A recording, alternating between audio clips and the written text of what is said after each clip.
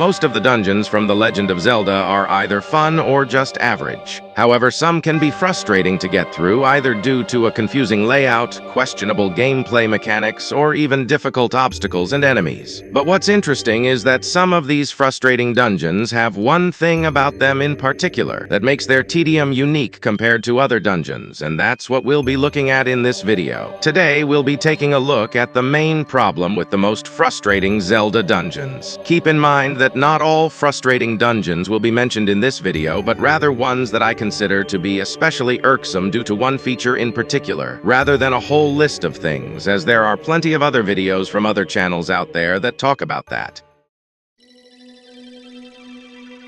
Ocarina of Time's Water Temple is infamous among Zelda fans for its less-than-ideal swimming mechanics and requirement of changing the water level. However, one thing that not a lot of people talk about are the keys. If you think really hard back to the last time you played through this dungeon, chances are you will remember needing a key to unlock a certain door within the dungeon that you struggled to find. This would have no doubt led to a whole lot of unnecessary wandering and backtracking. But at least you have all the time you need to figure things out, as the same can't be said for this next one.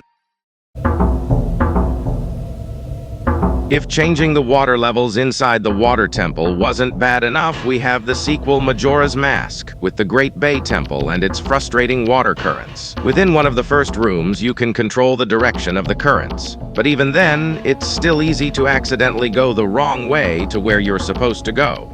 And usually, once you realize you've taken a wrong turn, it's too late to turn back. And you have to take an alternate route all the way back to try to figure out where you're supposed to be going. Combine that with the in-game 3-day mechanic, and therefore the limited time that you have means that you're more likely to try to rush through and make even more mistakes, slowing you down even more. This is even worse if you're trying to collect all of the 15 stray fairies. But we haven't even scratched the surface of outrageous frustration yet.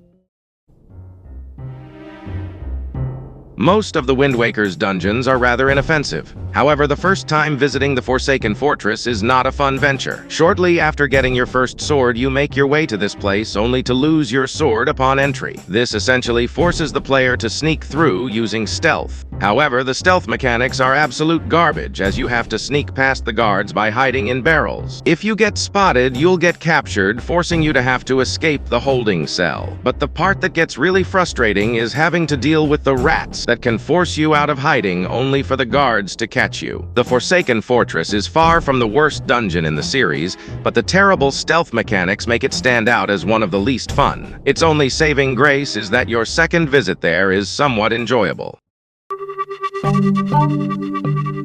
The Time Shift Stones mechanic from Skyward Sword was fun to utilize most of the time. However, its use in the Sandship dungeon isn't as good as it could be. That's not to say that the Sandship is a bad dungeon, it can be fun sometimes. But the central Time Shift Stone at the top of the main mast, which controls the time period of the ship, can be a source of frustration. But this isn't due to the actual use of the mechanic itself being frustrating. It's how and when you have to use it, with some areas in the dungeon only being available when the ship is in a certain time period. And trying to get the right time period from the right location in the dungeon can be difficult and confusing to get right.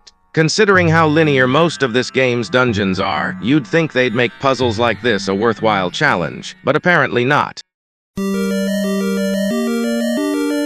Now we go back to the very first game in the series, simply called The Legend of Zelda. By far the most difficult dungeon in this game is the final level, called Level 9, also known as Death Mountain. This dungeon is absolutely abundant in the game's toughest enemies, as well as many deadly traps and hazards, secret pathways, and complex layout. But the most frustrating part about this dungeon is the boss fight against Ganon. In order to beat him, you need 2 items, the red ring and the silver arrow. Though the red ring is rather easy to find, the silver arrow not so much. However, in the Japanese version, there's an NPC within the game that will mention the item needed to beat Ganon, suspected to be the silver arrow. However, he never mentions anything about it in the English version. So essentially, players who didn't speak Japanese were inhibited from figuring out how to beat the final boss due to a language barrier. At the time of this game's release, the internet was still in its infancy, and likely wouldn't have contained any information on how to beat Ganon. All I can say is thank Goddess Hylia we have access to this information now.